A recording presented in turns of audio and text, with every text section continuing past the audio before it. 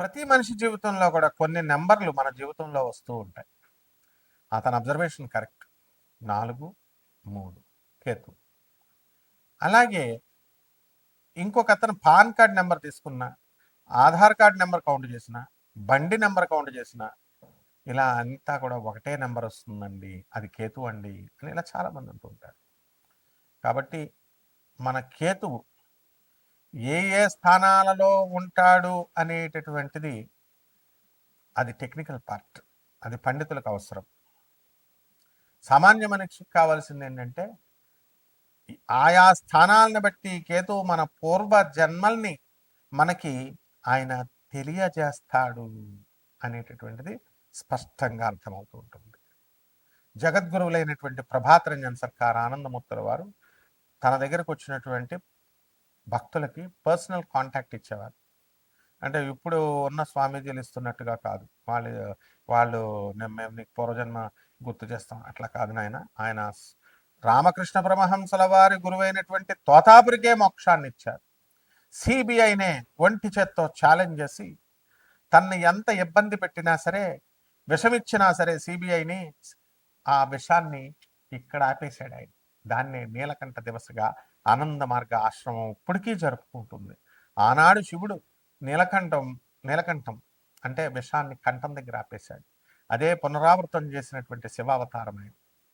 అటువంటి జగద్గురువులు నీతూ అంబానీకి, ముఖేష్ అంబానీకి, సుశీల్ గోయంకాకి, సీమా గోయంకాకి, కుమార్ మంగళం బిర్లాకి, ఇలా తన దగ్గరకు వచ్చినటువంటి ప్రతి ఒక్కళ్ళకి doctor Ravi Batra South Methodist University professor, ఎకనామిక్స్లో నోబెల్ ప్రైజ్ విన్నర్ 1993 అని కొడితే వచ్చేస్తుంది. అతను వికీపీడియా చూడండి, పిఆర్ సర్కార్ వల్లే నాకు నోబెల్ ప్రైజ్ వచ్చిందంటారు.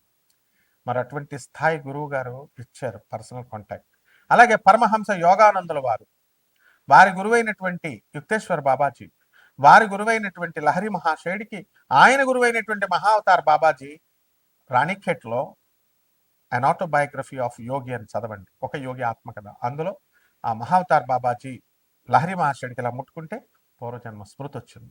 ఆ గుహలోకి వెళ్ళు, ఆ కమండలం ఏమిటి, ఆ దుప్పటి ఏమిటి, దుమ్ము పట్టుంది అంటే ఏమిటో నాకు గుర్తు రావట్లేదు గురువుగారు అంటే, బయటకు రాగానే ఇలా ముట్టుకోగానే పూర్వజన్మ స్మృతి, ఇది నాదే, నేను పూర్వజన్మలో తపస్సు చేసి ఇదంతా చనిపోయాను అన్నారు. అదంతా ఆ కథంతా అందులో చదువుకోండి.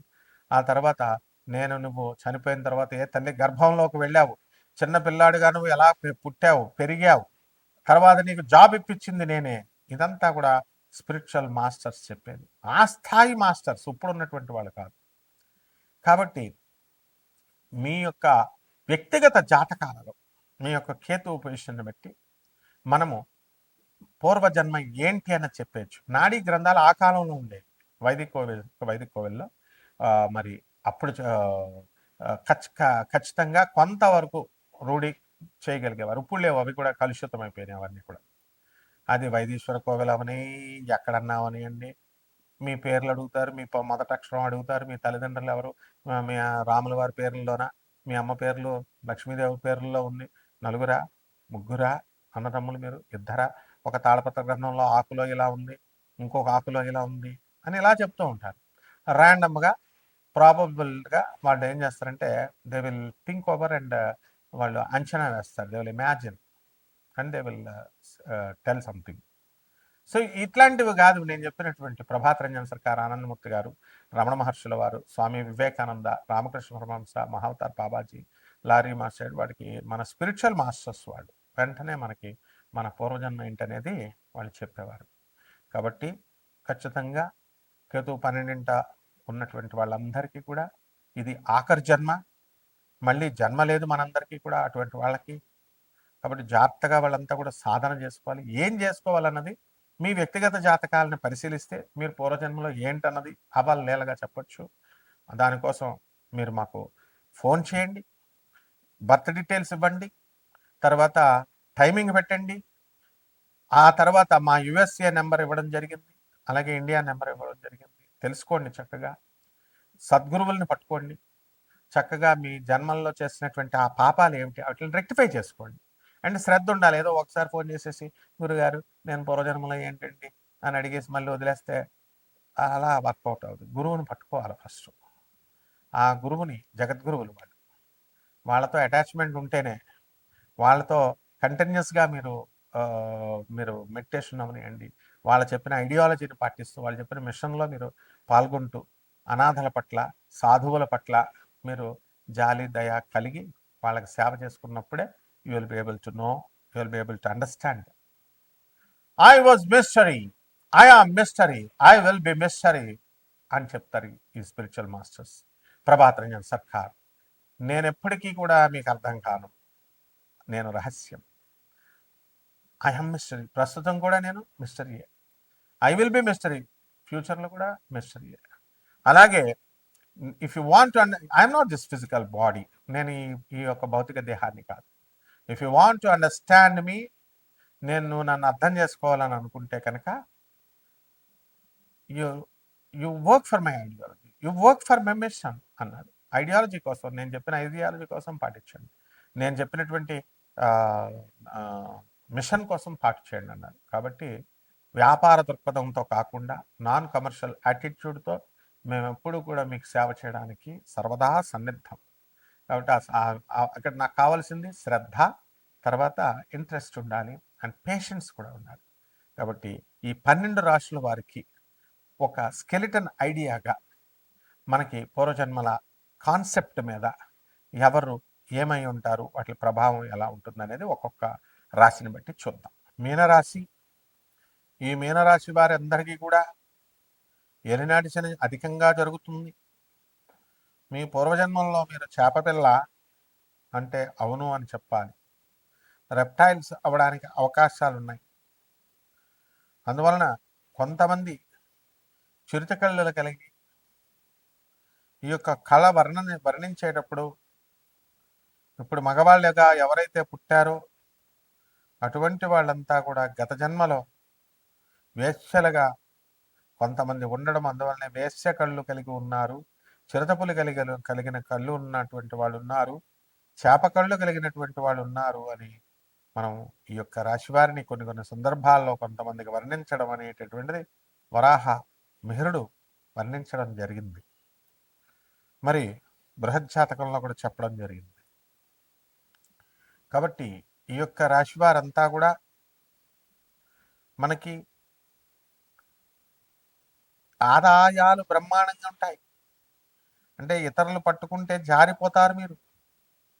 జన్మంలో ఇప్పుడు ప్రశ్నాచక్రాన్ని వేసిన తర్వాత జన్మంలో ఉన్నటువంటి శనిగ్రహ ప్రభావం వలన ప్రతి పనిని కూడా లేటుగా పూర్తవడము, లేటుగా మీరు కష్టపడము జరుగుతుంది. విదేశాలకు వెళ్ళాలని డబ్బు కడతారు, కానీ పనులు ఇంకా ముందుకు వెళ్ళవు. కంగారు పడాల్సినటువంటి పని లేదు, అవన్నీ కూడా తిరిగి రావడం అనేటటువంటివి జరుగుతాయి. ఏ పనైనా సరే 1కి 2 సార్లు ప్రయత్నించాల్సినటువంటి అవసరం ఈ యొక్క మీనరాశి వారికి ఉంది. అయితే ఈ మీనరాశి వారంతా కూడా ఒకసారి పని ట్రై చేసిన తర్వాత అది అవ్వకపోతే వెంటనే వదిలేయడానికి ప్రయత్నిస్తారు. ఇది మంచి పద్ధతి కాదు. అలాగే ఈ రాశి వారంతా కూడా మనకి అనుకున్న పనులు అనుకున్నట్లు అవ్వాలనేటటువంటి పట్టుదలతో ఉంటారు. భార్య యొక్క ఆరోగ్యం గురించి ఆందోళన పడుతూ ఉంటారు. ఇతరులకందరికీ కూడా మేము వర్క్ ఫ్రమ్ హోమ్ మానేసి మేము ఆఫీసులకు వస్తామంటే బ్రిడ్జ్ కోర్సు కూడా ఏమో పొండి, మీరు మామూలుగానే చేసుకోండి అని చెప్పి జరుగుతుంది.